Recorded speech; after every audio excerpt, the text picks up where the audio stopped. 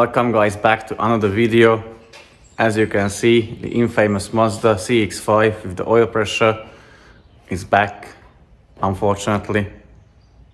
But it didn't come back because of the oil pressure problems. But the owner was, I would say, happy with the job what we've done. And he went to the garage somewhere to get the wheel alignment done and the tire balancing done. And they quoted him for the brake job. And then he asked us how much we would do it, and we were like, we beat the price what he got. So that's why he came back. So today we're going to do the brake job, front disc pads, rear disc pads. So stay tuned because the rears will be interesting if you want to see how to put the car or the electronic parking brake into service position. But without further ado, let's remove the car from the ramps, put it on the jack stands, get the front done, and then the rear. The front brakes are already replaced, as you can see. So the discs and pads. Basically, how you can do it. The top two bolts for the brake caliper. These two, the top and the bottom for the brake caliper. The size 14mm bolt, hex bolt, and then for the bracket, for the caliper holding bracket, which is there, and another one further down there, size 18mm. It's pretty simple and straightforward. Basically, first you undo the bolts for the brake caliper, remove the caliper, then you can slide off the brake pads from the holding bracket, remove the bracket, replace the rotor, clean up the bits, and then you're good to go. So in order to set the electronic parking brake into service position on these Mazdas, you won't need a special tool or a diagnostic tool to do that. Here is your key from the car. So what you need to do, you need to turn on the ignition. So press the start button twice. Now the ignition is on.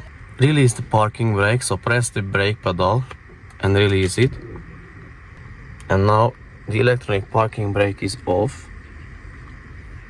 So what you will need to do, you will need to press the throttle all the way,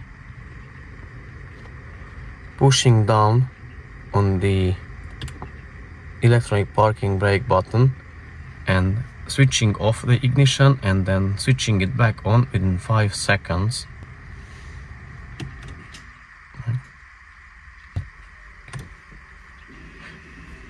And now you can hear the electronic parking brake working.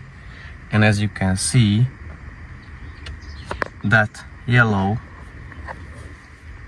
parking brake sign has appeared, so that means the electronic parking brake is in service position now. You can switch off the ignition and work on the car now. So once you've done the brake replacement, you switch the ignition back on again. And that sign is still on the dashboard. So now you need to release it to remove the electronic parking brake from the service position.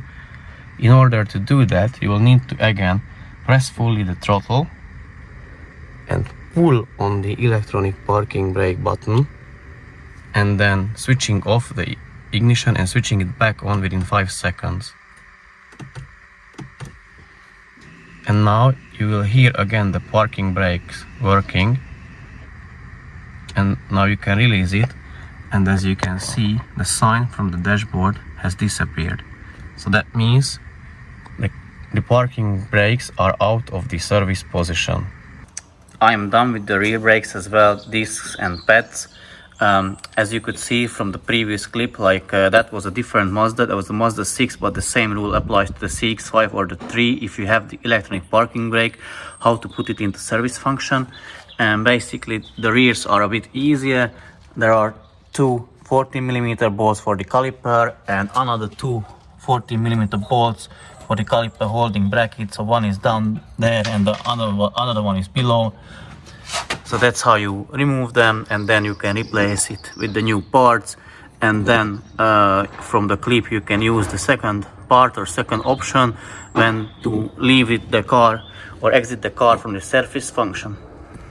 In the meanwhile, let's have a look what kind of quality job Dan has done with the dirty Mazdas. Still doing this one. So it is getting there as well, but basically it was just a teaser. It will be covered in a separate video. So basically this video is ended. This was only about the brake job. However, I'm doing now a survey who would like to win the top-down scanner, the OBD scanner. So if you would like to win this one, enter that down in the comment section that I want the top-down scanner or I want the OBD scanner. And I'll just checking at the moment like how big interest it is about, and then in the very next few videos I'm going to make a draw or tell you the rules how to enter to the competition and for the chance to win this top-down scanner. So thank you very much for watching and see you very soon in the next one. Take care and bye bye.